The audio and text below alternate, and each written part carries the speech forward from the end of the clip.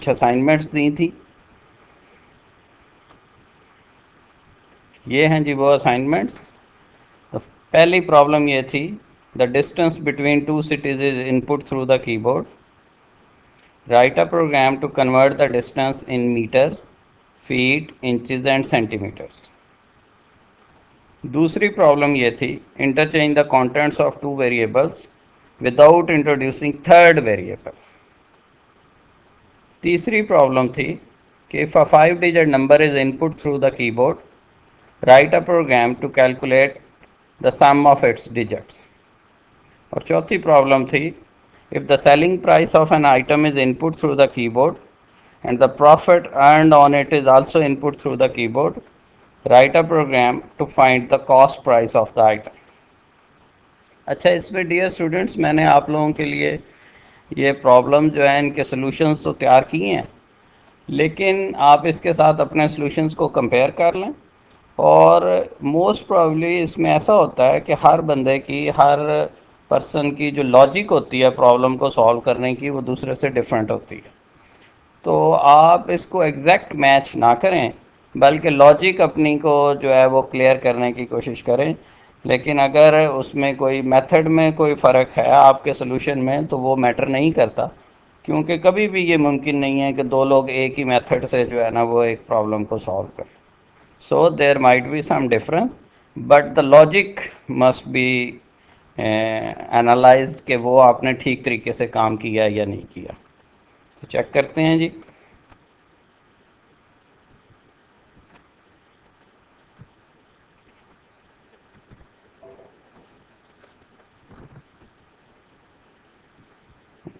ये है जी हमारा पहला प्रोग्राम।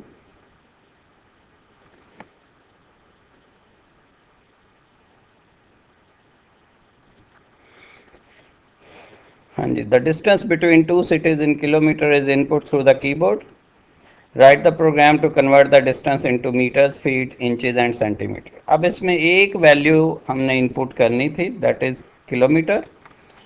अब डिस्टेंस जो होगा, the value that we will input would be in kilometres, तो उसे मीटर्स में हमने कन्वर्ट करना है। तो आप लोगों को पता है कि 1 किलोमीटर में 1000 मीटर्स होते हैं।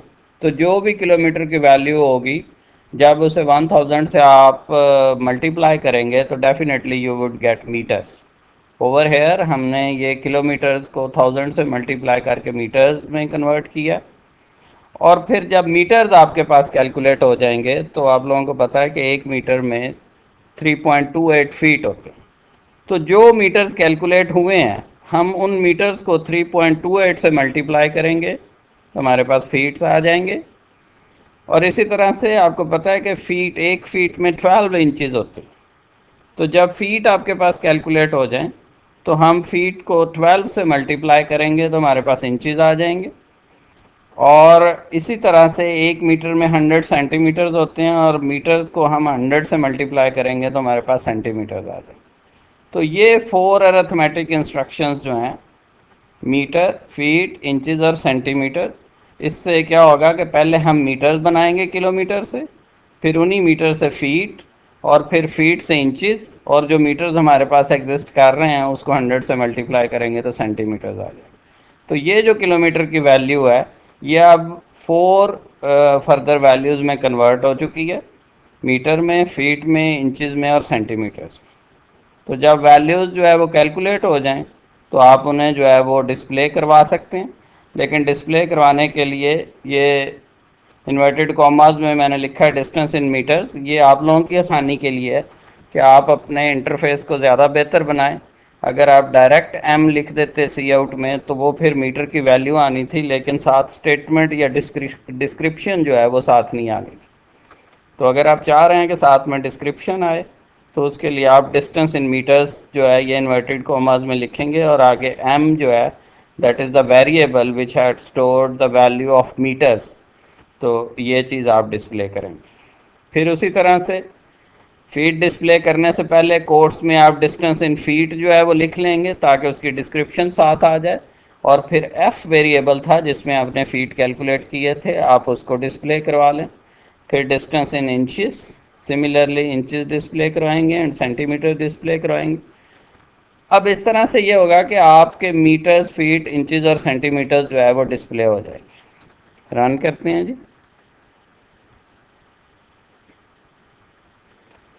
डिस्टेंस इन किलोमीटर की वैल्यू लेट से हमने कह दिया है कि जी 5 किलोमीटर।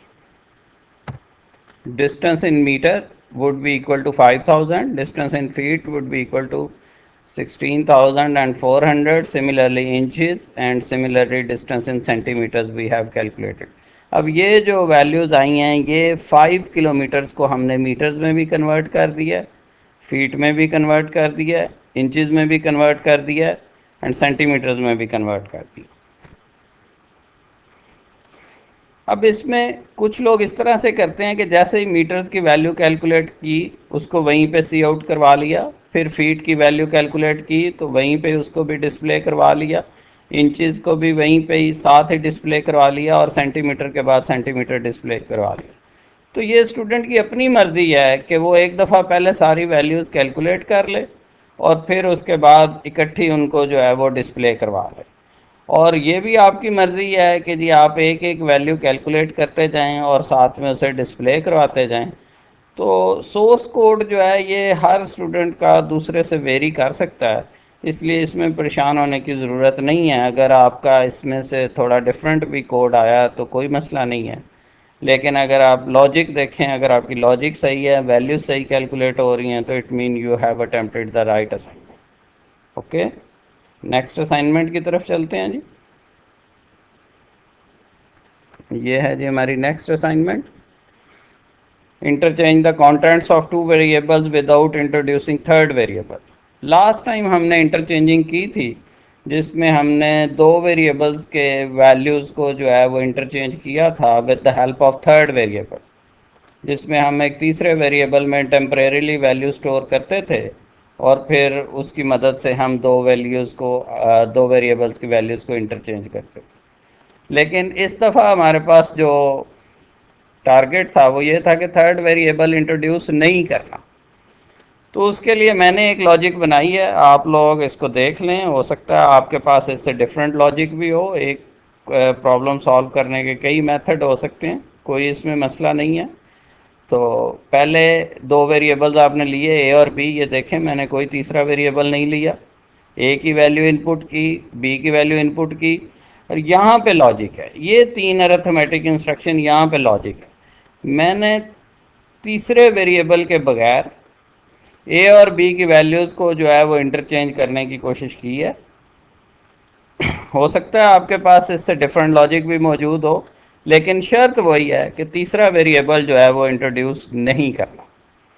तो इसमें आप फर्ज कर लें कि आपने जो वैल्यूज़ इनपुट की हैं, जैसे ए की वैल्यू आप इनपुट करें तो लेट से आप ए की वैल्यू 10 दे दें एंड बी की वैल्यू जो है वो आप 15 दे दें। तो ये बात जहन में रखें कि ए की वैल्यू अगर 10 है और बी की वैल्यू 15 है तो यहाँ पे जब आप लिखेंगे a is equal to A plus B तो 10 प्लस 15 आपके पास a की नई वैल्यू जो हो जाएगी वो 25 हो जाएगी। और उसके बाद b जो है वो कैसे कैलकुलेट होगा कि b is equal to A minus B. अब a की वैल्यू 25 है, b की वैल्यू 15 है, तो 25 माइनस 15 b की वैल्यू 10 हो जाएगी।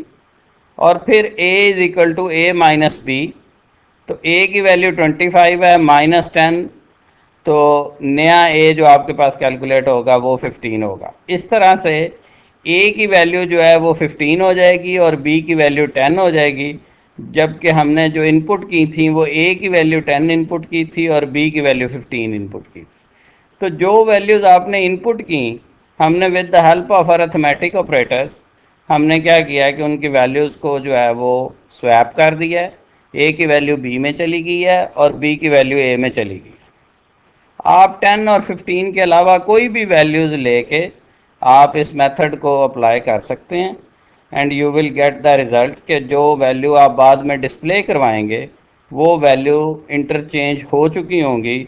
मीन जब ए की वैल्यू डिस्प्ले करवाएंगे तो वैल्यू ऑफ बी डिस्प्ले होगी, और जब बी की वैल्यू डिस्प्ले करवाएंगे तो जो वैल्यू आपने ए को दी थी वो वैल्यू बी के डिस्प्ले होगी। तो बेसिकली ये जो आपके पास 3 अरिथमेटिक इंस्ट्रक्शंस हैं, इन्होंने आपके ए और बी की वैल्यूज़ को with the help of arithmetic operators interchange कर दिया। आप कोई भी वैल्यूज़ दे के रिज़ल्ट को वेरीफाई कर सकते हैं। लेट से हम इसको रन करते हैं जी। ए की वैल्यू फर्स्ट कर लें हम, उसी तरह से 10 देते हैं, बी की वैल्यू 15। तो ये देखें ए जो है वो 15 हो चुका है और बी 10 हो चुका है। आप इसको दोबारा रन करें, कोई और वैल्यूज़ दे दें। लेट से आप वैल्यूज़ दे देते हैं 25 ए की, और बी की वैल्यू आप दे देते हैं 23। तो अब ए 23 हो चुका है और बी 25 हो चुका है। तो ये यहाँ पे लॉजिक है सारी, कि आपने with the help of arithmetic operators आपने क्या किया है, ए की और बी की वैल्यूज़ को स्वैप इस तरह से किया है कि ए की वैल्यू बी में चली गई है और बी की वैल्यू ए में चली गई। तो इस तरह से ये जो हमारी शर्त थी कि इंटरचेंज करें आप, लेकिन थर्ड वेरिएबल को इंट्रोड्यूस जो है वो नहीं करना। तो विदाउट थर्ड वेरिएबल मैंने जो है वो वैल्यूज़ को इंटरचेंज किया है, आप खुद भी करके देख सकते हैं।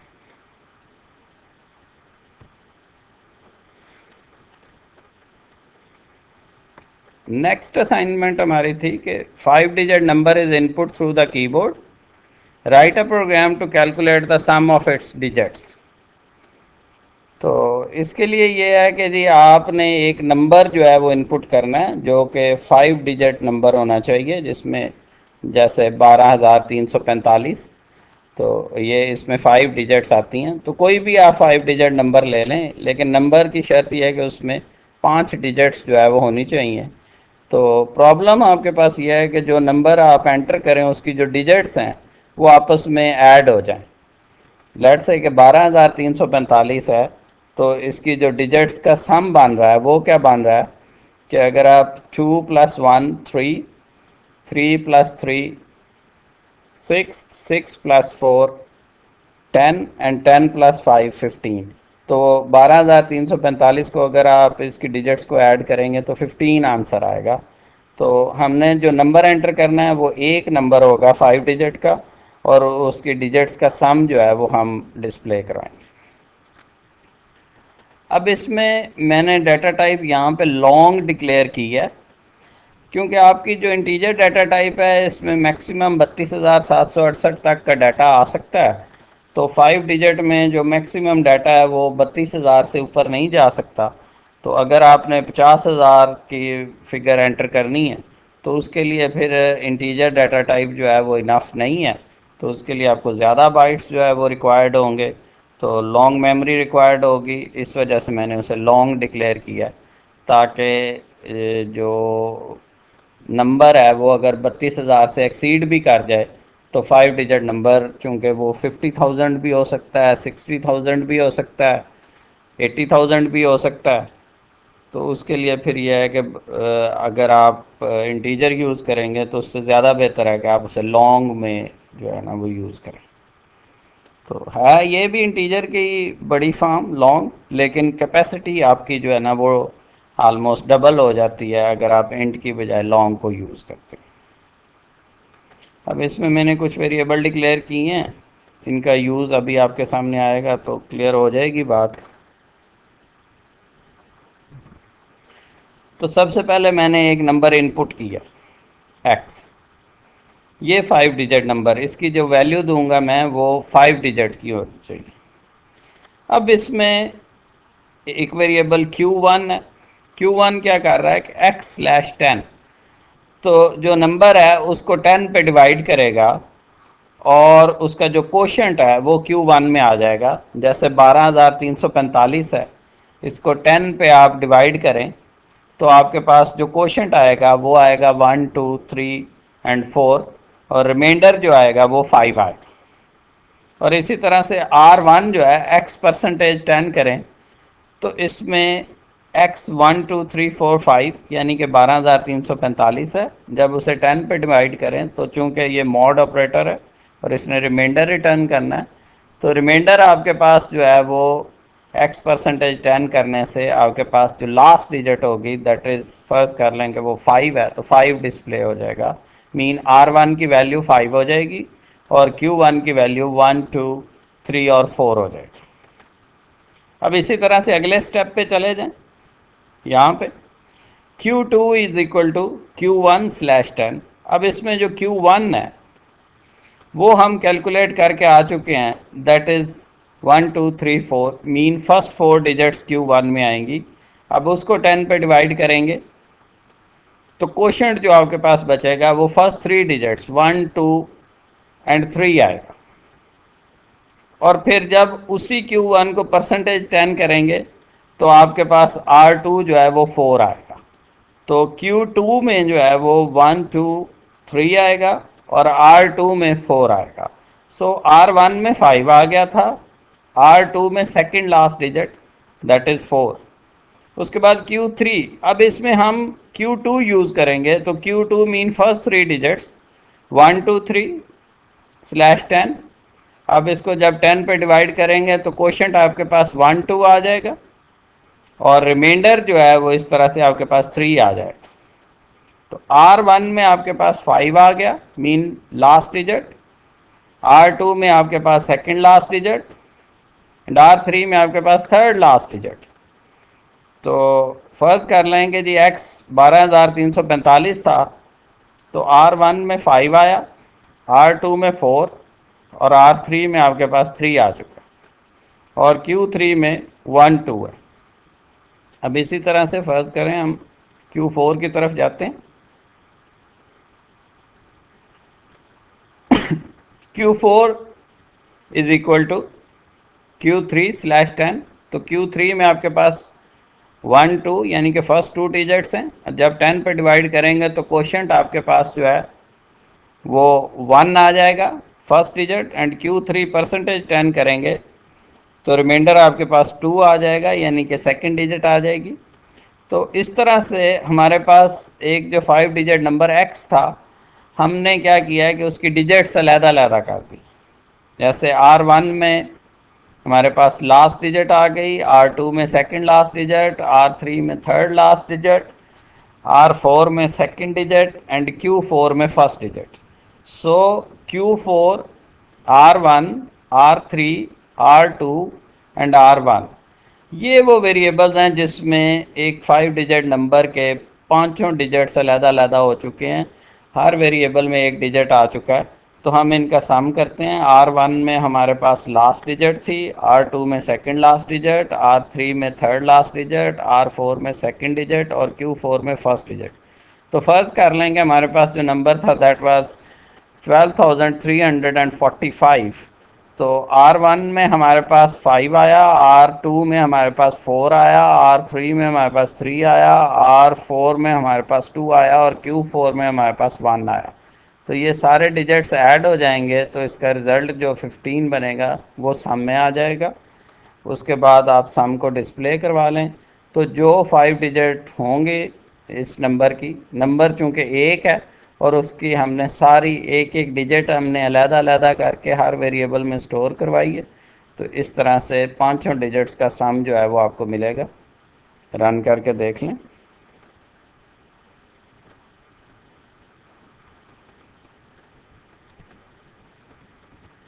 ये 12,345 एक्स की वैल्यू हमने एंटर की तो इसका जो सम बन रहा है दैट इज़ 15। फिर इसे रन कर लें।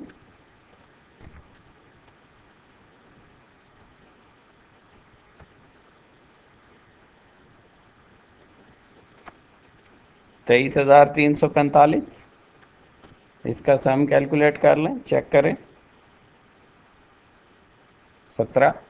तो कोई भी आप 5 डिजिट नंबर देंगे उसका सम जो है वो कैलकुलेट कर देगा, लेकिन तरीकाकार वही होगा कि हर डिजिट को अलग-अलग वो करेगा पहले और फिर डिजिट्स का सम होगा।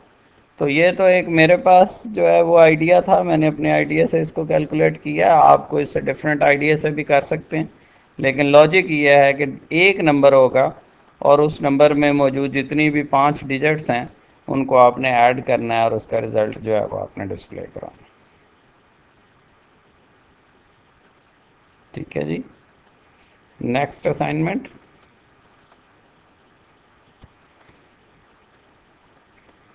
The selling price of an item and the profit earned is input through the keyboard. Write a program to display the cost price. छोटी सी प्रॉब्लम है कि आपने एक आइटम जो है वो सेल किया है और उस पर आपको कुछ प्रॉफिट हुआ। अब आपको ये भी पता है कि ये आइटम सेल कितने का हुआ है और प्रॉफिट जो है वो कितना हुआ है, तो आपने कॉस्ट प्राइस जो है वो फाइंड करनी है कि जी वो आपने ख़रीदा कितने का था। तो सिंपल, ये तो बहुत आसान प्रॉब्लम है आपके लिए, कोई मसला नहीं होगा कि आप एक सेलिंग प्राइस एक वेरिएबल ले लेंगे, एक कॉस्ट प्राइस और एक प्रॉफिट। सेलिंग प्राइस इनपुट करेंगे, इसी तरह से प्रॉफिट आप इनपुट करेंगे। तो सेलिंग प्राइस में से प्रॉफिट जो है वो माइनस कर देंगे तो आपकी कॉस्ट प्राइस आ जाएगी। आप उसी तरह से कॉस्ट प्राइस को इजीली डिस्प्ले करवा सकते। इसमें तो कोई मसला ही नहीं था, बड़ा सिंपल सा प्रोग्राम था। रन करते हैं जी इसे। फर्ज कर लें कि आपने सेलिंग प्राइस जो है वो 1200, कॉस्ट प्राइस जो है वो आपके सॉरी प्रॉफिट जो आपको हुआ है वो 250 हुआ है। तो कॉस्ट मीन परचेज आपने कितने की थी, वो 950 का आपने आइटम जो है वो परचेज किया था। 250 जो है वो आपको उस पर प्रॉफिट हुआ और सेल जो है वो आपकी कितने की हुई, वो 1200 की हुई। तो ये तो एक सिंपल सा प्रोग्राम था, मेरे ख्याल में इसमें तो आपको कोई मसला नहीं हुआ होगा।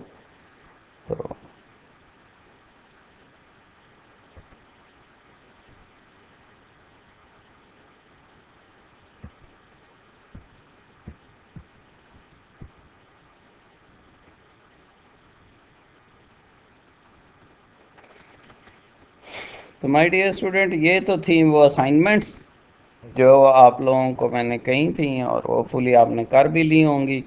चलें, उसका सलूशन भी आप लोगों के साथ शेयर हो गया। जैसा कि हमने पहले भी डिस्कस किया है कि जी कुछ स्टूडेंट्स जो है ये वो जावा को जो है वो as a fundamental programming fundamental language लेना चाह रहे हैं। तो कोई मसला नहीं है, आप जावा जो है वो भी इन पैरेलल जो है वो स्टार्ट कर सकते हैं। जिस तरह से आपका जो फर्स्ट लेक्चर में मैंने बताया था कि 4 टाइप्स ऑफ इंस्ट्रक्शंस होती हैं, एग्जैक्टली इसमें भी वैसे ही आपकी टाइप्स ऑफ इंस्ट्रक्शंस हैं। अरिथमेटिक इंस्ट्रक्शंस हैं आपके पास, टाइप डिक्लेरेशन इंस्ट्रक्शंस हैं, इनपुट आउटपुट इंस्ट्रक्शंस हैं, कंट्रोल इंस्ट्रक्शंस हैं। तो बैकग्राउंड सारी लैंग्वेजेस का वो सेम होता है, सिर्फ उसमें जो डिफरेंस होता है वो कुछ सिंटैक्स का और लिटिल बिट वेरिएशन अगर उसमें कोई आ जाए मेमोरी रिजर्वेशन की तो वो होती है। बाकी ऑलमोस्ट हर लैंग्वेज का जो तरीक़ाकार, हर लैंग्वेज की जो बेस है वो सेम है, उसके फंडामेंटल कॉन्सेप्ट सेम है। तो उसमें ऐसा कोई मसला नहीं है। बहरहाल मैंने कोशिश की है कि आप जावा भी जो है वो साथ साथ कंटिन्यू कर लें। तो जो इसमें लिटिल बिट डिफरेंस थे वो आप लोगों के साथ डिस्कस करने ज़रूरी थे। तो पहले हम आते हैं टाइप डिक्लेरेशन इंस्ट्रक्शन की तरफ। तो इसमें हमने डाटा टाइप्स जो है वो सी प्लस प्लस में पढ़ी थी, जिसमें इंटीजर, फ्लोट और करैक्टर था। तो यहाँ पे भी हम जो है वो डाटा टाइप्स जो है वो डिस्कस करते हैं। तो फ़र्क सिर्फ ये है कि जी अगर आप सी प्लस प्लस की बात करते हैं तो वहाँ पे इंटीजर अगर 2 बाइट्स ले रहा है तो यहाँ पे इंटीजर आपका 4 बाइट्स ले रहा है। और वहाँ पे अगर आपका जो लॉन्ग है वो 4 बाइट ले रहा है तो जावा में लॉन्ग 8 बाइट ले रहा है। और इसमें आपके पास एक इंटीजर से जो कम डाटा टाइप है दैट इज़ शॉर्ट, वो भी आपकी जो है वो होल नंबर्स के लिए यूज़ होती है। तो ये 2 बाइट्स के लिए, और फिर बाइट है ये 1 बाइट के लिए। तो जावा ने थोड़ा चीज़ों को जो है ना वो आपकी मर्ज़ी के मुताबिक थोड़ा उसे और ज़्यादा जो है वो ओपन कर दिया है और ज़्यादा बेहतर कर दिया है कि एज़ पर डाटा रिक्वायरमेंट आप देख लें कि अगर आपको 4 बाइट्स चाहिए तो आप उसके लिए उसे इंटीजर जो है वो डिक्लेयर करें। अगर आपका जो नंबर है, होल नंबर, वो 4 बाइट से ज़्यादा कैपेसिटी का है तो आप उसे लॉन्ग डिक्लेयर करें। अगर 4 बाइट से कम कैपेसिटी का है तो आप उसे शॉर्ट डिक्लेयर करें। और अगर उससे भी कम है तो आप उसे 1 बाइट जो है वो उसके लिए बाइट डाटा टाइप जो है वो यूज़ कर सकते हैं। तो ये जो फर्स्ट 4 टाइप्स हैं, इंटीजर, लॉन्ग, शॉर्ट और बाइट, ये चारों टाइप्स जो है ये बेसिकली आपके पास होल नंबर्स के लिए। तो आप इसको जो है सिर्फ इसमें जो है ना वो कैपेसिटी की वेरिएशन है, बाकी कॉन्सेप्ट आपका वही है जो कि आपने सी प्लस प्लस में देखा। सिमिलरली अगर आप फ्लोट की बात करें तो सी प्लस प्लस में भी आपके पास फ्लोट के 4 बाइट्स हैं, यहाँ पे भी आपके पास फ्लोट के लिए 4 बाइट्स हैं। मीन डेसिमल पॉइंट वाले जो वैल्यूज़ होंगी, नंबर्स होंगे, तो उसके लिए आप फ्लोट डिक्लेयर करेंगे, तो वहाँ पे आपके पास 4 बाइट्स है, यहाँ पे भी 4 बाइट हैं। और अगर ये 4 बाइट जो है वो इनफ नहीं है और आपकी डेसिमल वैल्यू जो है वो एक्सपेंड कर रही है, तो आप उसे फ्लोट की बजाय जो है वो डबल डिक्लेयर करेंगे। तो इसमें 4 बाइट्स का जगह पे आपके पास 8 बाइट रिजर्व होंगे। तो सी प्लस प्लस में भी फ्लोट के लिए 4 हैं और डबल के लिए 8 है। यहाँ पे भी वही है, सिर्फ फ़र्क जो है वो आपके पास इंट, लॉन्ग, शॉर्ट और बाइट में आया। बाकी फ्लोट और डबल की कैपेसिटी वही रही है जो सी प्लस प्लस में थी। इसमें मैंने आपकी प्रैक्टिस के लिए कुछ प्रोग्राम्स जो है वो बनाए हैं, आप देख सकते हैं। Write down the program that simply add two integer values. तो आपने इसे सी प्लस प्लस में भी किया, दो नंबर्स जो है वो उनको ऐड किया था, तो यहाँ पे भी वैसे ही है। सिर्फ फ़र्क ये है कि इसका जो फॉर्मेट आप कह लें वो थोड़ा सा डिफरेंट है। तो फर्स्ट लाइन पे लिखा हुआ है पब्लिक क्लास सम, और पैरेंथेसिस का स्टार्ट हो रहा है, और फिर public static void string and then arguments और फिर क्लोज। तो ये जो पब्लिक क्लास सम, ये इसका कॉन्सेप्ट मैं आपसे लेटर ऑन डिस्कस करूंगा, लेकिन राइट नाउ आप इसको ऐसे समझ सकते हैं कि ये आपका एक फॉर्मेट है जिसको आपने फॉलो करना है। आपने एक पहली जो पब्लिक क्लास है वो डिक्लेयर करनी है, और फिर मेन क्लास के बाद जो है वो आप बाकी का प्रोग्राम बना सकते हैं। तो जिस तरह से उसमें आपके पास मेन फंक्शन था, तो यहाँ पे भी मेन फंक्शन है, लेकिन उसमें आप वाइड मेन वाइड लिख देते थे, लेकिन यहाँ पे आपने थोड़ा उसको जो है वो पब्लिक स्टैटिक वाइड मेन और ये पूरी एक स्ट्रीम लिखनी है। मैं आपको इसके हर वर्ड का मीनिंग बताऊंगा, कोई इसमें वर्ड ऐसा नहीं होगा जिसका कोई स्पेसिफाइड मीनिंग नहीं होगा। Every word has its own meaning, उसकी एक प्रॉपर डेफिनेशन है। लेकिन इस वक्त मैं आपको इन बातों में कंफ्यूज नहीं करूँगा। इस वक्त आप इसको ऐसे समझ लें कि ये एक प्री डिफाइंड फार्मेट है जो आपने हर प्रोग्राम में फॉलो करना ही करना है। कि आप एक क्लास बनाएंगे, उसका नाम जो है वो यहाँ पे मैंने सम रखा है, आप उसका नाम कुछ भी रख सकते हैं, और उसके बाद पब्लिक स्टैटिक वाइड मेन, ये भी लाइन आप एज इट इज़ लिखेंगे। जैसे आप उसमें वाइड मेन वाइड लिखते थे, तो यहाँ पे आपका ये मेन फंक्शन है। लेकिन जैसे जैसे हम इसमें डेप्थ में चले जाएंगे, तो ये बेसिकली एक्सेस स्पेसिफायर्स यहाँ पे यूज़ हुए हैं, क्लासेस यूज़ हुई हुई हैं। तो मैं आपको डेफिनेटली हर एक वर्ड का जो है ना वो आपको उसका मीनिंग, उसकी डेफिनेशन, उसका कॉन्सेप्ट दूंगा। लेकिन इस वक्त फर्स्ट प्रोग्राम में मैं आपको कंफ्यूज नहीं करना चाहता, इस वजह से आप इसको एक फॉर्मेट के तौर पे ले लें कि हमने एक क्लास बनानी ही बनानी है जिसको पब्लिक डिक्लेयर करना है, और फिर मेन जो है वो हमने ये पूरी स्ट्रीम एक लिखनी है, public static void main string arguments and then close, और उसके बाद पैरेंथेसिस का करली ब्रैकेट्स जिसको आप बोलते हैं उसका स्टार्ट लेना। तो समझ लें कि ये आपका जो है वो एक प्री डिफाइंड फॉर्मेट है। अब इसमें उसी तरह से जैसे वहाँ पे आप वेरिएबल डिक्लेयर करते हैं, यहाँ पे भी आप उसी तरह से वेरिएबल डिक्लेयर करेंगे, ए बी एंड सी, और इसकी टाइप जो है वो मैंने इंटीजर रखी है। तो जिस तरह से सी प्लस प्लस में आप लिखते थे सी आउट, आपकी आउटपुट इंस्ट्रक्शन थी, तो यहाँ पे आउटपुट इंस्ट्रक्शन आपके पास system dot out dot print L है।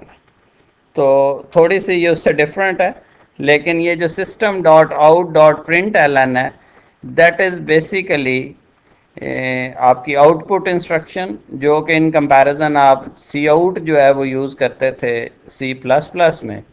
तो यहाँ पे आप सी आउट यूज़ नहीं करेंगे, बल्कि सी आउट की जगह पे आप यूज़ करेंगे system dot out dot print L N. ये आपकी आउटपुट इंस्ट्रक्शन है जावा की, और इसके कोर्स में आपने लिखा हुआ है फर्स्ट वैल्यू। तो ये जैसा कि सी प्लस प्लस में भी यही कॉन्सेप्ट था कि आप इन्वर्टेड कॉमास में जो कुछ लिखते हैं वो एज इट इज़ डिस्प्ले हो जाता है। तो यहाँ पे भी एग्जैक्टली वही सिचुएशन है कि आप जो भी कोट्स में लिखेंगे, जो भी आप स्ट्रिंग लिखें, आप वर्ड लिखें, आप कोई डिस्क्रिप्शन देना चाहें, तो जो भी आप डिस्क्रिप्शन देना चाहें, जैसे आप वहाँ पे कोट्स में देते थे तो यहाँ पे भी आप कोट्स में दे सकते हैं। तो basically system dot out dot print L N आपकी यहाँ पे आउटपुट इंस्ट्रक्शन है, जो कि सी प्लस प्लस में आपके पास सी आउट थी। तो आप इसको जो है वो एज ए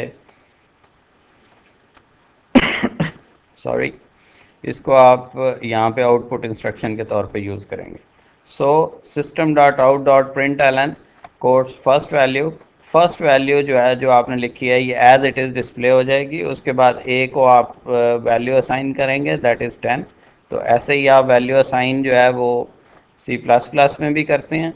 तो यहाँ पे ए की वैल्यू आपने 10 दे दी, और फिर उसी तरह से system dot out dot print L N second value. तो अब सेकेंड वैल्यू कोट्स में लिखी है, तो ये जो कुछ आप कोट्स में लिखते हैं वो एज इट इज़ डिस्प्ले हो जाता है। तो फिर बी की वैल्यू आपने इक्वल टू 10 मीन 20 असाइन कर दी। तो ए की वो आपने 10 असाइन की, बी को आपने 20 वैल्यू असाइन की। तो उसके बाद जो है वो सी जो है ये एक ऐसा वेरिएबल था जो आपने एडिशन के लिए दोनों वैल्यूज़ को सम के लिए यूज़ किया था या रखा था। तो अब c is equal to A plus B, C plus plus में भी आप इसी तरह काम करते हैं, यहाँ पे भी आप c is equal to A plus B करेंगे। तो उसके बाद जब c की वैल्यू कैलकुलेट हो जाएगी तो उसको डिस्प्ले तो करवाना है, क्योंकि आपको पता है कि वो मेमोरी में तो वैल्यू चली गई है लेकिन डिस्प्ले तो नहीं होगी। तो डिस्प्ले करवाने के लिए आप फिर क्या तरीकाकार अख्तियार करेंगे, जैसे वहाँ पे आप उसे सी आउट करवाते थे, तो यहाँ पे सी आउट आप यूज़ नहीं करेंगे, बल्कि आप system dot out dot print L N use करेंगे। इसमें थोड़ा सा मैं डिफरेंस आपको बता दूं कि आपके पास दोनों ऑप्शन, अगर आप system dot out dot print use करते हैं तो ये उसी लाइन पे कंटिन्यू करता है, और system dot out dot print L N जब आप यूज़ करते हैं तो ये लाइन चेंज करता है। जैसे आप यहाँ सी प्लस प्लस में end of line E N D L use करते थे, तो यहाँ पे अगर आपने लाइन सॉरी लाइन चेंज करनी है तो उसके लिए आप एंड एल यूज़ नहीं करेंगे, आप उसके लिए प्रिंट एल एन का फंक्शन यूज़ करेंगे। लेकिन अगर आप लाइन चेंज नहीं करना चाहते तो फिर आप system dot out dot print जो है वो लिखेंगे। तो दोनों बेसिकली प्रिंट हो या प्रिंट एल एन हो, ये दोनों आपकी आउटपुट इंस्ट्रक्शन है। फ़र्क सिर्फ इतना है कि जी एल एन लिखने से आपका जो रिज़ल्ट आता है वो नेक्स्ट लाइन पे आता है। अब कोट्स में आपने लिखा है इन्वर्टेड कॉमाज में सम इज़ इक्वल टू, तो ये चूंकि एज इट इज़ ये इन्वर्टेड कॉमाज में है, इस वजह से ये एज इट इज़ डिस्प्ले हो जाएगा। और प्लस सी, यहाँ पे प्लस जो है वो कनकैटिनेशन ऑपरेटर है, ये वैल्यूज़ जो है आपकी सी की वैल्यू को कनकैट करेगा, सम इज़ इक्वल टू के साथ अटैच करेगा। तो इसका जो रिज़ल्ट आएगा वो कुछ इस तरह से आएगा कि सम इक्वल टू और उसके बाद सी की वैल्यू आ जाएगी। तो वैल्यू यहाँ पे 30 बन रही है, तो इसका जो रिज़ल्ट आएगा वो आएगा sum is equal to 30।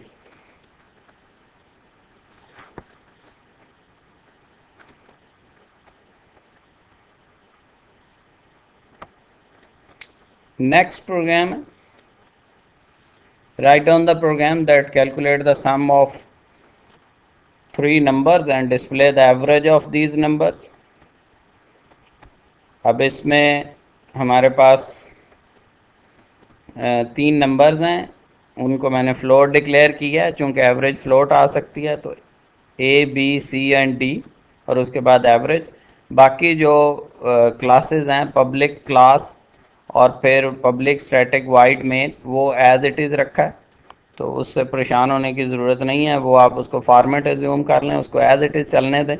Float से आगे इसको कंसिडर करें A B C D and average. तो ए की वैल्यू 10, बी की वैल्यू 20, सी की वैल्यू 30।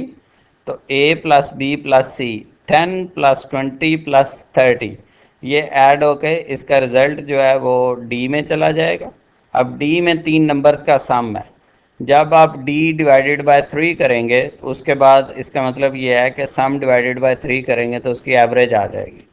तो उसी तरह से आप ये बिल्कुल सेम फॉर्मेट है जो आपने सी प्लस प्लस में किया, यहाँ पे भी ऐसे ही आप 3 नंबर्स का सम और एवरेज करेंगे और फिर उसके बाद आप उसको जो है वो डिस्प्ले करवाना चाहते हैं।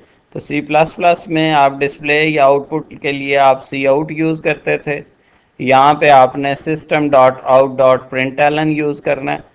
तो ये चूँकि आपकी आउटपुट इंस्ट्रक्शन है, तो इन जैसे सी प्लस प्लस में सी आउट आपने किया था, बिल्कुल आपने वैसे ही यहाँ पे system dot out dot print L N करना। इसमें इन्वर्टेड कॉमास में sum equal to as it is display हो जाएगा एंड फिर प्लस डी। ये प्लस डी का मतलब ये नहीं है कि डी की वैल्यू ऐड हो रही, बल्कि प्लस डी का मतलब यह है कि डी की वैल्यू यहाँ पे आपकी कनकैट हो जाएगी। तो जो भी डी की वैल्यू बनेगी, लेट्स से कि यहाँ पे 60 बन रही है, तो इसका जो रिज़ल्ट होगा system dot out dot print L N का वो होगा सम इज इक्वल टू 60। और फिर इसी तरह से system dot out dot print L N average और प्लस एवरेज, जो एवरेज की वैल्यू आएगी वो डिस्प्ले हो जाएगी। ये मैं सारे प्रोग्राम अभी आपको रन करके भी दिखाऊंगा। उसके बाद एक और program, write down the program which input 3 numbers from the user and display the sum and average of 3 numbers.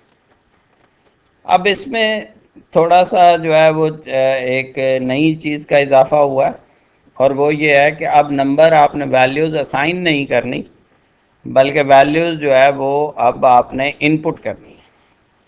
तो सी प्लस प्लस में आपके पास इनपुट इंस्ट्रक्शन यूज़ होती थी, दैट वाज सी इन। लेकिन यहाँ पे आपके पास जो है वो इनपुट इंस्ट्रक्शन सी इन नहीं है, बल्कि you have a different stream. उसके लिए मैं आपको थोड़ा एक्सप्लेन करता हूँ कि आपके पास जिस तरह से आईओ स्ट्रीम डॉट एच आप इंक्लूड करते थे एक हेडर फाइल, तो यहाँ पे जो है वो आपके पास Java dot I O dot asterisk, ये आप उसी तरह से इसको एज्यूम कर लें कि ये एक हेडर फाइल है, ये एक डायरेक्टरी है जो आपने इंक्लूड की है। और यहाँ पे इंक्लूड का वर्ड यूज़ नहीं होगा, बल्कि इसके लिए आप इंपोर्ट का वर्ड यूज़ करेंगे। नज़र आ रहा है आपको ये? तो ये समझ लें कि मैंने एक हेडर फाइल इंक्लूड की है, जो यहाँ पे आप डायरेक्टरी कहेंगे, जिसमें Java dot I O dot asterisk, और इसको मैंने यहाँ पे इंपोर्ट किया है। तो ये डायरेक्टरी समझ लें, हेडर फाइल समझ लें, जो भी है। आप बस ये है कि जी इस जावा डॉट आई ओ में आपके पास कुछ फंक्शंस पड़े हुए हैं जो इंपोर्ट करनी ज़रूरी है अगर आपने उन फंक्शंस का इस्तेमाल करना। उसी तरह से आप एक क्लास बनाएंगे और फिर उस क्लास का आगे मेन फंक्शन होगा, और इसमें एक वर्ड ऐड किया मैंने, थ्रू एक्सेप्शंस। तो ये जो थ्रू एक्सेप्शन है, इसका भी एक प्रॉपर मीनिंग है, इसकी भी आपको क्लियरेंस देंगे। जैसे जैसे आप इसकी डेप्थ में जाएंगे, आप अपने कॉन्सेप्ट क्लियर करें, इंशाल्लाह आपको इसके फर्दर डिस्क्रिप्शन भी देंगे कि ये थ्रू एक्सेप्शन का क्या मतलब है।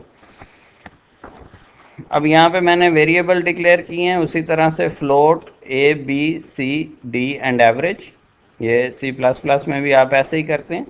अब इसमें एक लाइन जो है, एक स्ट्रीम ऐड हुई है, ये buffered reader S T R equal to new buffered reader,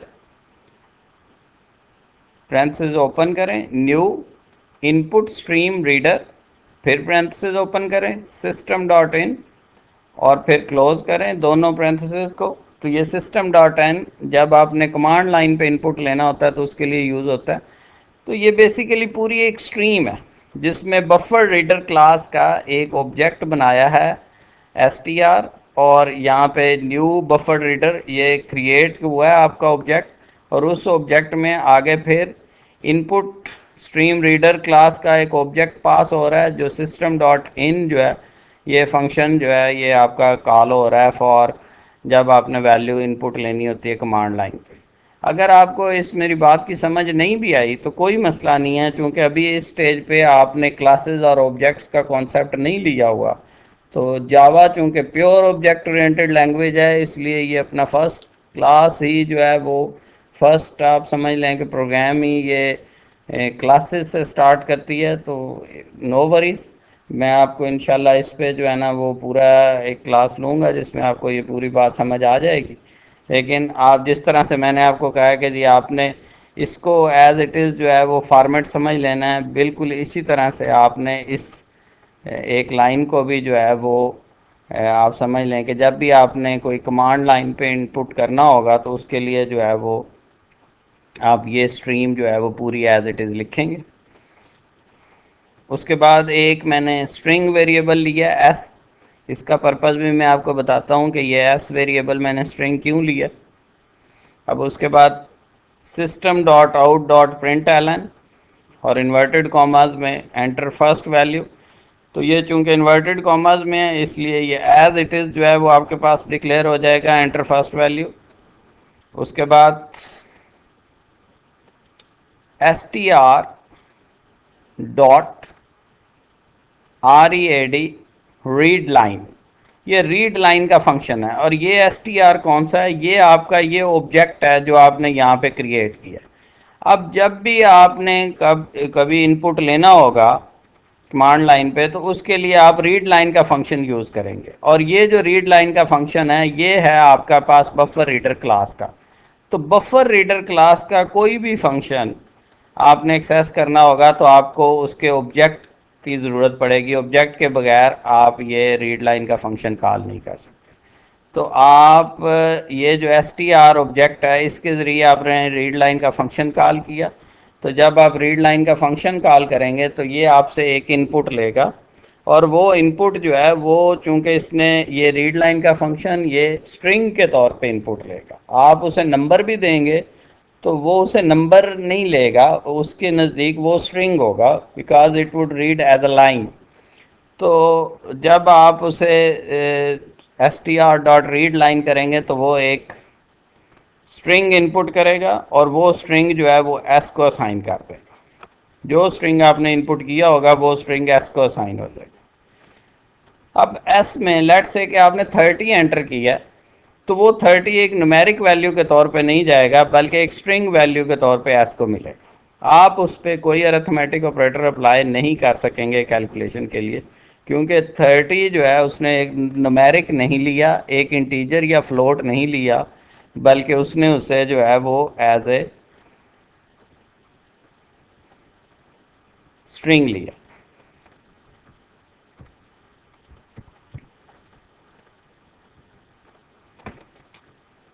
उसके बाद आप जो है इस एस को जो कि एक स्ट्रिंग है इसको आपको कन्वर्ट करना पड़ेगा इंटीजर में। तो आपके पास एक फंक्शन है इंटीजर डॉट पार्स इंट, ये फंक्शन यूज़ करेंगे और इसमें एस जो है वो एज आर्गूमेंट पास करेंगे। तो ये इंटीजर डॉट पार्स इंट का फंक्शन इस एस को इंटीजर वैल्यू में कन्वर्ट करके ए को असाइन कर देगा। अब ये जो एस था दैट वाज स्ट्रिंग, इस इंटीजर डॉट पार्सेंट ने उस स्ट्रिंग को इंटीजर में कन्वर्ट करके ए को दे दिया। सिमिलरली हम system dot out dot print L N enter second value, ये एज इट इज़ आ जाएगी। और फिर हम दोबारा से एस टी आर ऑब्जेक्ट के ज़रिए रीड लाइन का फंक्शन कॉल करेंगे। एक स्ट्रिंग इनपुट होगा, वो स्ट्रिंग जो है वो एस की वैल्यू बन जाएगी। अब जो वैल्यू होगी वो चूंकि स्ट्रिंग होगी तो आपको दोबारा फिर इंटीजर डॉट पार्सेंट लगा के उस एस को आपको दोबारा से इंटीजर में कन्वर्ट करना होगा। तो इंटीजर डॉट पार्स इंट यहाँ पे फर्स्ट स्ट्रिंग को वो ए को असाइन करेगा इंटीजर में कन्वर्ट करके, और फिर इसी तरह से इंटीजर डॉट पार्स इंट इस एस को फिर इंटीजर में कन्वर्ट करके बी को असाइन करेगा। अब ये जो ए और बी की वैल्यूज़ हैं वो अब इंटीजर डॉट पार्सेंट लगाने के बाद न्यूमेरिक वैल्यूज़ इंटीजर वैल्यूज़ में कन्वर्ट हो चुकी।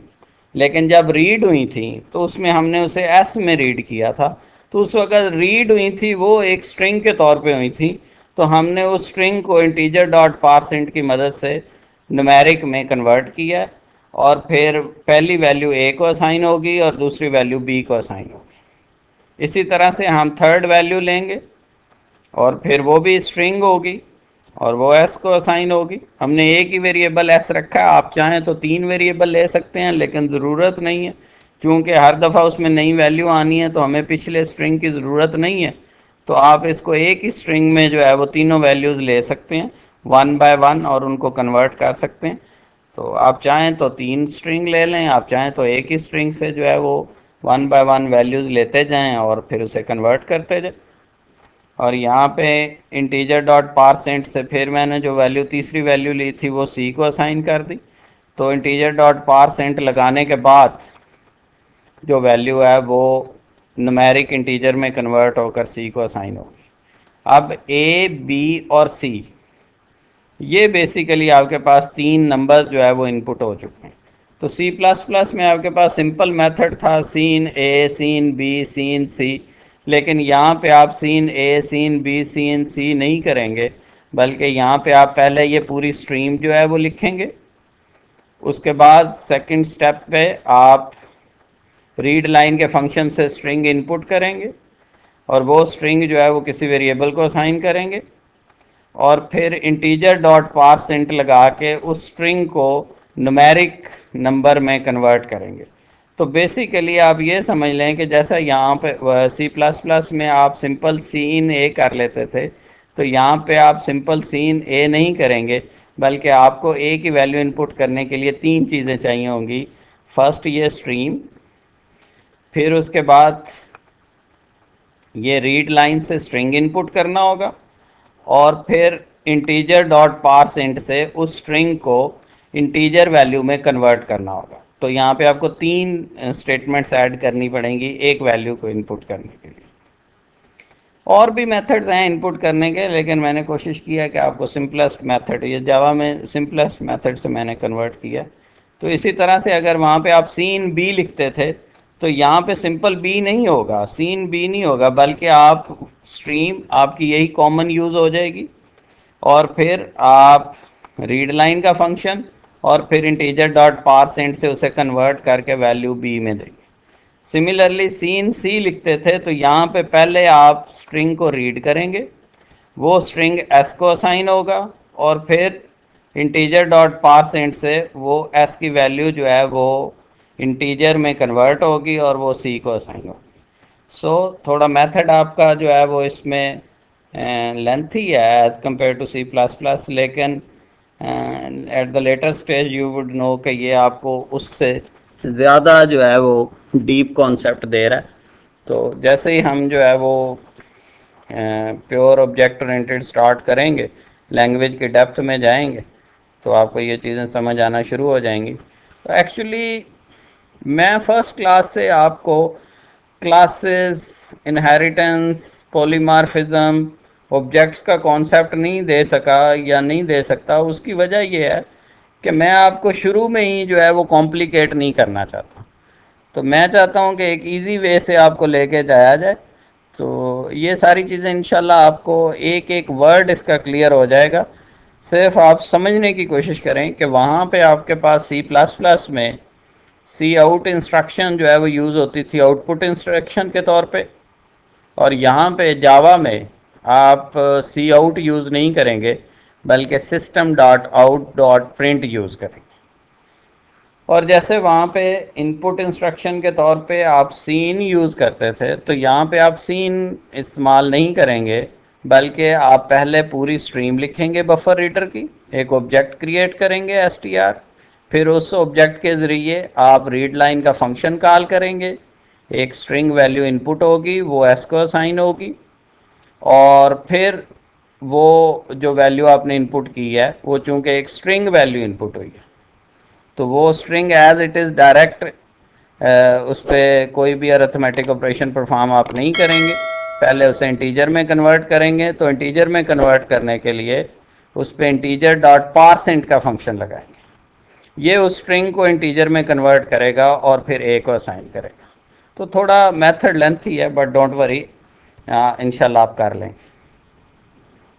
अब तीनों नंबर जो है वो आपके पास आ चुके हैं, इनपुट हो चुके हैं, कन्वर्ट हो चुके हैं। तो एक है आपके पास ए, दूसरा बी और फिर सी। ए प्लस बी प्लस सी करने से तीनों का सम हो जाएगा और वो सम डी में आ जाएगा और फिर average is equal to D divided by 3।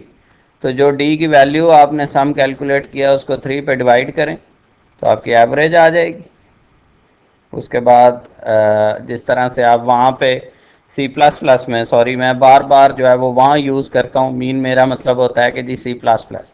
तो अगर सी प्लस प्लस में आप सी आउट यूज़ कर रहे हैं तो यहाँ पे आप system dot out dot print L N, mean Java में आप आउटपुट इंस्ट्रक्शन के तौर पे system dot out dot print L N use करेंगे और उसके बाद sum equal to as it is display हो जाएगा और प्लस सी, मीन यहाँ पे प्लस सी से मरा दिया है कि सी की वैल्यू यहाँ पे जो है वो कनकैट हो जाएगी। तो जो सी की वैल्यू है, सॉरी यहाँ पे हम सी नहीं करेंगे बल्कि हमारे पास जो सम है वो डी में, तो सम की वैल्यू जो है वो डिस्प्ले हो जाएगी और फिर एवरेज डिस्प्ले करनी है तो उसी तरह से system dot out dot print L N, average आपने कोट्स में लिखी है तो ये एज इट इज़ आ जाएगा, प्लस एवीजी का मतलब ये है कि जो एवरेज की वैल्यू कैलकुलेट हुई है वो डिस्प्ले हो जाएगी। तो उसके बाद आप मेन फंक्शन को क्लोज करेंगे और फिर ये जो क्लास आपने बनाई है सजाद नामी, ये क्लास आप यहाँ पे क्लोज करें। तो ये एक सिंपल सा प्रोग्राम इनपुट का, तो मैंने कोशिश किया कि आपको उसके सारे फ्लेवर्स जो है वो बताए जाएं। First basic programme of Java, फिर ये 3 वैल्यूज़ को ऐड करना और उसके बाद फिर एक इनपुट लेके उसका सम और एवरेज कैलकुलेट करना। आए हम इसको जो है वो अब रन करते हैं।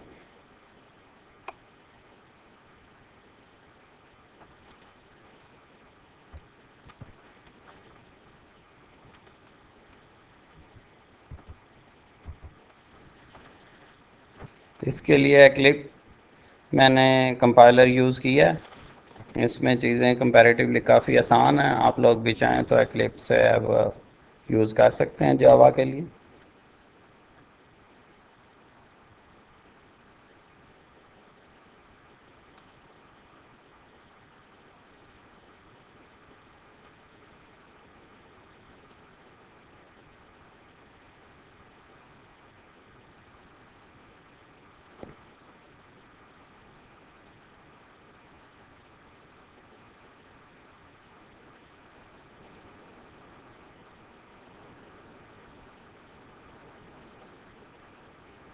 थोड़ा सॉफ्टवेयर जो है वो बड़ा हैवी सॉफ्टवेयर है तो इसलिए थोड़ा टाइम ले रहा है और साथ में चूँकि ये वॉइस रिकॉर्डिंग और मल्टीपल ऐप्स चल रही हैं so that is why it is taking some time, don't worry.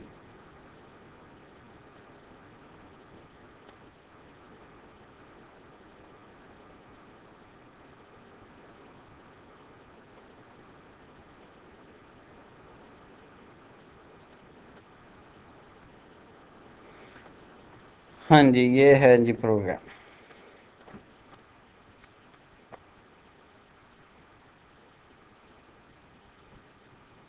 आप फाइल में चले जाएं, new, new Java project, project name let's say आप इसका नाम सम रखते हैं प्रोजेक्ट का, उसके बाद नेक्स्ट, देन फिनिश। तो आपके पास सम ये प्रोजेक्ट एक क्रिएट हुआ है। इसमें आपके पास ये सोर्स का फोल्डर होगा, इस पर राइट क्लिक करें, राइट क्लिक करके न्यू पे चले जाएं और फिर न्यू में जो है वो क्लास आप क्रिएट करेंगे और इस क्लास का नाम लेट से आप ऐड रख दें। तो उसके बाद उसे फिनिश करें, ये आपके पास क्रिएट होगी ये क्लास।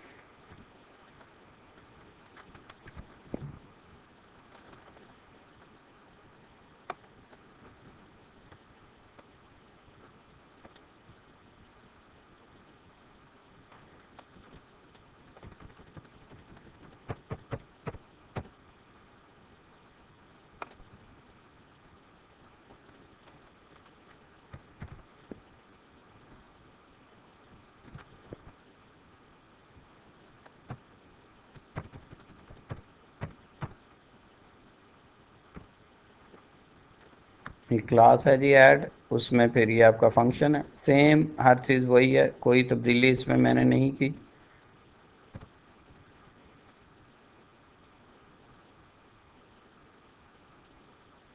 एग्जैक्टली वही है, इसको रन करें आप।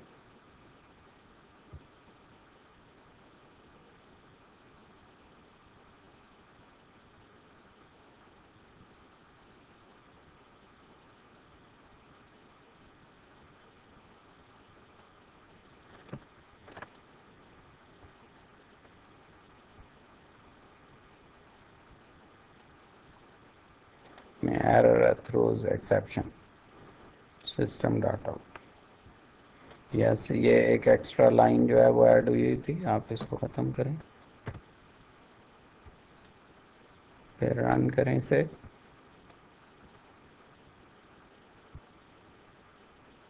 ये देखें, ये आपके पास आउटपुट आ गया, एंटर फर्स्ट वैल्यू। ये एग्जैक्टली वही है जो आपने एंटर फर्स्ट वैल्यू जो है वो system dot out dot print L N में इन्वर्टेड कॉमास में लिखा है।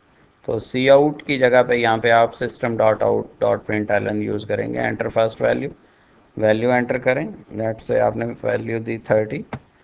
फिर उसी तरह से नेक्स्ट सिस्टम डॉट आउट वाला जो रिज़ल्ट है वो आ रहा है, सेकंड वैल्यू मांग रहा है, आप इसे सेकंड वैल्यू दे दें, लेट से 50। और फिर थर्ड वैल्यू आपके पास जो है वो लेट से आप इसकी वैल्यू दे देते हैं 60। तो ये वही चीज़ ऐसे ही काम कर रही है, कोई इसमें डिफरेंट नहीं है। और फिर सम इज़ इक्वल टू 140 और एवरेज इज़ 46। अब ये जो first line enter first value, ये इस लाइन का आउटपुट है, एंटर फर्स्ट वैल्यू, ये चीज़, इसका रिज़ल्ट यहाँ पे ये आ रहा है, एंटर फर्स्ट वैल्यू। जो कुछ आप इन्वर्टेड कॉमास में लिखेंगे एज इट इज़ डिस्प्ले हो जाएगा। फिर सेकेंडली इसने क्या किया कि आपसे एक स्ट्रिंग लिया और फिर उस स्ट्रिंग को जो आपने इनपुट किया उसे स्ट्रिंग में कन्वर्ट करके एस को दिया, मीन एज ए स्ट्रिंग लिया, और वो स्ट्रिंग एस को मिला, और फिर इंटीजर डॉट पारसेंट से उस स्ट्रिंग की जो वैल्यू है वो इंटीजर में कन्वर्ट करके वो ए को दी। देन ए की वैल्यू जो है वो 30 न्यूमेरिक वैल्यू बनी। तो जो उसने इनपुट किया था 30, वो एज ए स्ट्रिंग किया था, लेकिन बाद में इंटीजर डॉट पारसेंट से आपने उसे इंटीजर में कन्वर्ट किया। फिर इसी तरह से एंटर सेकंड वैल्यू, ये जो आपके पास आ रही है एंटर सेकंड वैल्यू, ये सेंटेंस ये आपके पास है, इस स्टेटमेंट का रिजल्ट आ रहा है, एंटर सेकंड वैल्यू। और उसके बाद जो है वो आप एक स्ट्रिंग इनपुट करेंगे इस लाइन से, इस लाइन से एक स्ट्रिंग इनपुट होगा, और फिर इस लाइन से जो स्ट्रिंग आपने इनपुट किया है वो इंटीजर में कन्वर्ट होकर बी को मिलेगा। और फिर एंटर थर्ड वैल्यू, ये इस स्टेटमेंट का रिजल्ट है, और फिर आपसे स्ट्रिंग इनपुट होगा इससे, और ये लाइन इंटीजर डॉट पारसेंट उस स्ट्रिंग को कन्वर्ट करेगी इंटीजर में और वो सी को असाइन करेगी। उसके बाद तीनों वैल्यूज़ का सम आ जाएगा, ए प्लस बी प्लस सी, वो डी को मिल जाएगा। और फिर एवरेज जो है, इसका मतलब यह है कि सम डिवाइडेड बाय 3, वो एवरेज की वैल्यू हो जाएगी। और फिर ये जो सम इज़ इक्वल टू है, ये as it is inverted commas वाला ये आ गया आपके पास, और फिर प्लस डी, डी की वैल्यू में सम था तो प्लस डी से क्या हुआ, डी की वैल्यू उसके आगे जो है वो डिस्प्ले कनकैट होगी, कनकैटिनेशन के लिए अपेंड कर दिया इसने वैल्यू को यहाँ पे। और फिर दोबारा जो एवरेज लिखा हुआ है, देखें इसके आगे इक्वल नहीं लिखा हुआ। तो इक्वल क्यों नहीं लिखा हुआ, क्योंकि मैंने यहाँ पे सिंपल एवरेज लिखा हुआ है। अगर मैं यहाँ पे average equal to inverted commas में लिख देता तो यहाँ पे भी इक्वल आ जाता, कोई मसला नहीं था। तो अगर मैंने यहाँ नहीं लिखा तो उसने एज इट इज़ उसको भी एवरेज एज इट इज़ लिख दिया, इक्वल नहीं लिखा। इसका मतलब ये हुआ कि इन्वर्टेड कॉमास में आप जो कुछ लिखेंगे उसने वही डिस्प्ले करना है, अगर आपने कुछ नहीं लिखा तो वो खुद से नहीं करेगा। तो मैंने यहाँ पे एवरेज इक्वल टू नहीं लिखा था तो उसने भी यहाँ पे एवरेज इक्वल टू नहीं लिखा। तो जो भी आप इन्वर्टेड कॉमास में लिखेंगे एज इट इज़ डिस्प्ले हो जाएगा, प्लस एवरेज से ये होगा कि जो एवरेज की वैल्यू है वो उसके आगे डिस्प्ले हो जाएगी। उसी तरह से एग्जैक्टली जिस तरह से आपने सी प्लस प्लस में काम किया था, फ़र्क सिर्फ ये है कि यहाँ पे आपकी आउटपुट इंस्ट्रक्शन जो है वो सी आउट नहीं है, जावा में आपके पास system dot out dot print L N है, और इनपुट इंस्ट्रक्शन आपका थोड़ा उसका प्रोसेस इस तरह से है कि ये एज ए स्ट्रिंग इनपुट करती है और फिर उस स्ट्रिंग को इंटीजर में कन्वर्ट करना पड़ता है। तो कोई मसला नहीं है, वहाँ पे आपके पास सीन था लेकिन जावा में आपके पास जो है वो रीड लाइन का फंक्शन है जिससे स्ट्रिंग इनपुट करेंगे और फिर इंटीजर डॉट पारसेंट से उस स्ट्रिंग को न्यूमेरिक इंटीजर में कन्वर्ट कर देंगे, कोई प्रॉब्लम नहीं है। तो होपफुली आपको बात समझ आई होगी। फिर भी कोई मसला नहीं है, अगर आपको कन्फ्यूजन है, कोई टेंशन है, आप मुझे मैसेज करें, आप मुझे ईमेल करें। मैं आपका कन्फ्यूजन नेक्स्ट फोर्थ लेक्चर में क्लियर करने की कोशिश करूँगा। इंशाल्लाह हम विद इन 1-2 लेक्चर जो है वो यूज़ टू हो जाएंगे। जो लोग सी प्लस प्लस पे कंटिन्यू करना चाहें वो उस पर कंटिन्यू कर लें, जो जावा पे कंटिन्यू करना चाहें। मैं दोनों लैंग्वेजेस आपको पैरेलल लेके चलूँगा, तो इंशाल्लाह आपको कोई मसला नहीं होगा। Thank you very much, thank you very much.